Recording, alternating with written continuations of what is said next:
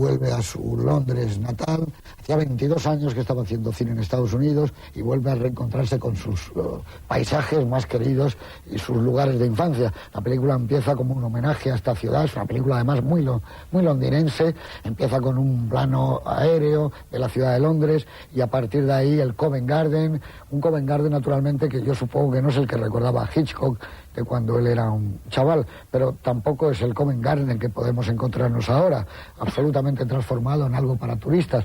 Pero bueno, yo creo que es una película que demuestra que Hitchcock se sentía como contento y en plena forma, o por lo menos con la fuerza que le da la idea de la juventud de ser un cineasta que vuelve a rodar en su ciudad.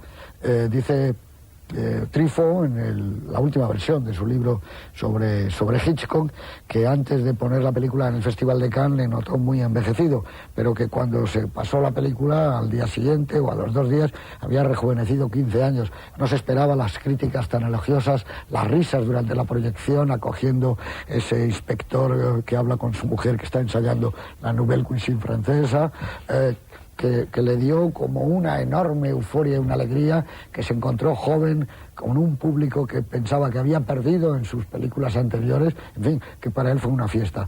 Vista ahora, pues es una película de Hitchcock. ¿Qué significa eso? Pues que es una maravilla, donde está todo lo mejor que se puede encontrar en una obra cinematográfica hecha por uno de los 2 o 3 más grandes creadores que ha habido en la historia. Y luego, pues yo creo que sí, que transmite esa alegría. Él se encuentra con una novela que más o menos se llamaba Adiós Piccadilly, hasta la vista Leicester Square, y se pone la cámara en los lugares donde la ha deambulado durante tantos años, y eso transmite una verosimilitud.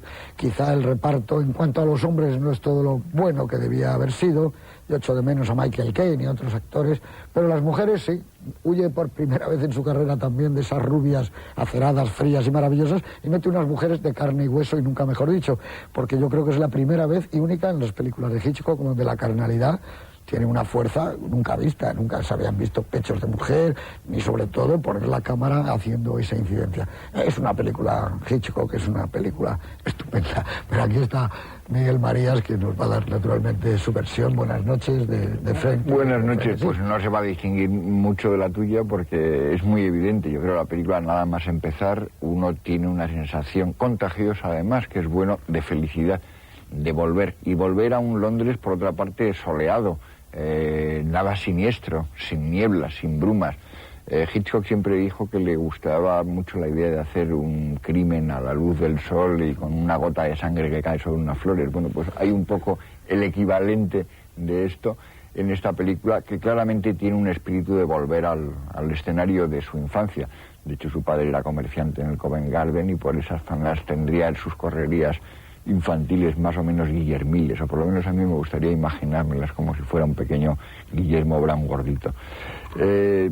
Hay un elemento que además es bueno de que ocurra eso, porque si no, la película podría haber sido la más siniestra o una de las más siniestras de la carrera de Hitchcock, porque la verdad es que el personaje principal, que no es particularmente simpático y que es el típico falso culpable hitchcockiano, le sale todo mal absolutamente todo el rato, y podría haber tenido un tratamiento de tragedia. Por otra parte, las escenas de violencia son de las más violentas, un poco en la línea que había inaugurado de explicitud en este sentido con Cortina rasgada, y digamos que abunda y tiene elementos verdaderamente espeluznantes que le sirven, por otra parte, para arrastrar ese impacto y después hacer elipsis, entre las cuales para mí creo que hay una de las elipsis más elegantes y morales que se han hecho sobre un asesinato que no diremos cuál.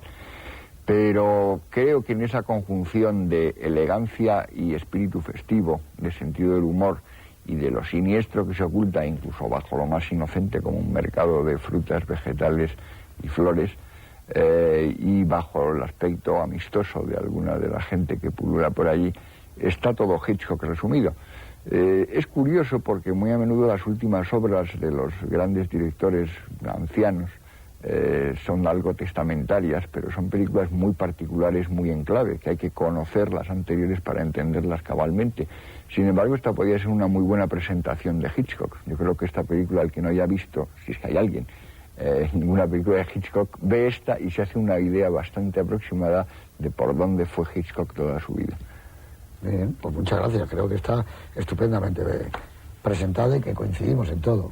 Don Fernando Rodríguez Lafonde, muy buenas noches. Buenas noches. Dinos algo de este frenesí. Diré algo para sumar a lo que ha dicho, si es que es posible. Pero, hombre, decía una cosa Godard curiosa de Hitchcock. Decía que es que Hitchcock controla el universo, que controla todo el mundo que crea. Y, hombre, Hitchcock desde los grandes, en mi caso, desde luego, junto con Ford y con Wells. Y hay un libro curioso de un investigador, de un especialista en Shakespeare, se llama Jean Cott, que habló de Shakespeare como nuestro contemporáneo, ¿no?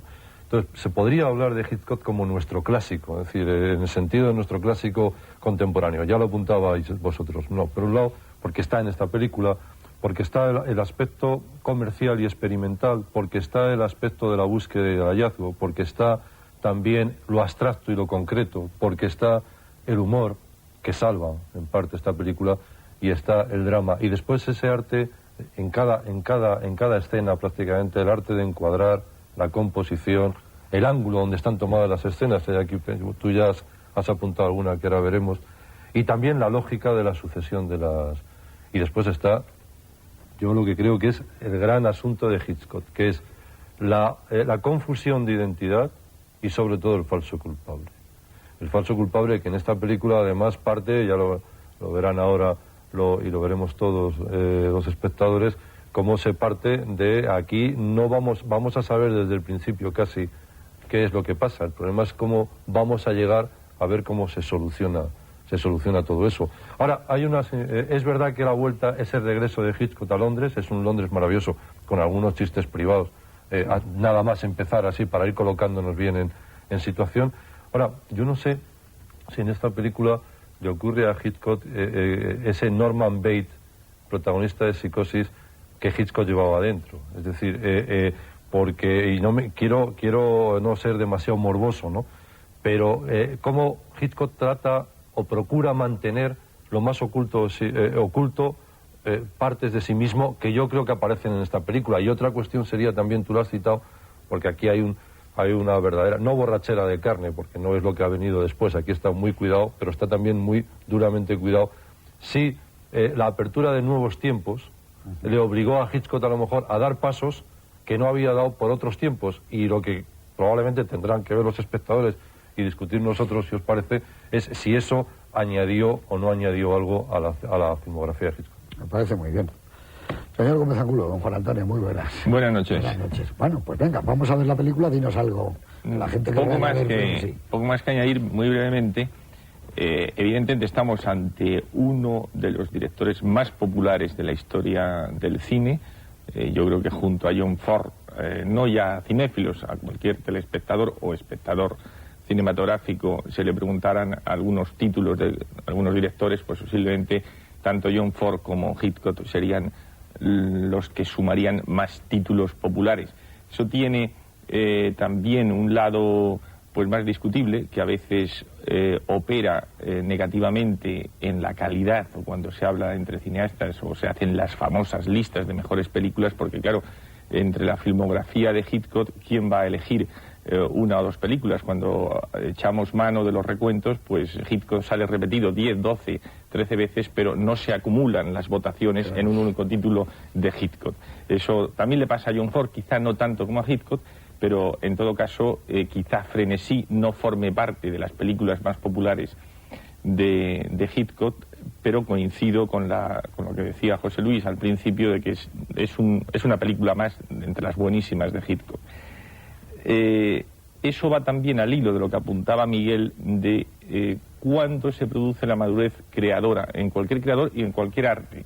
Y yo creo que Hitchcock, que rueda esta película ya, pues es el año 72, llevaba casi 40 años, 30, vamos, en plena madurez cinematográfica. ¿Dónde está la madurez creadora de Hitchcock? Ese es un tema que también queda un poco en el ambiente, que puede ser objeto de discusión.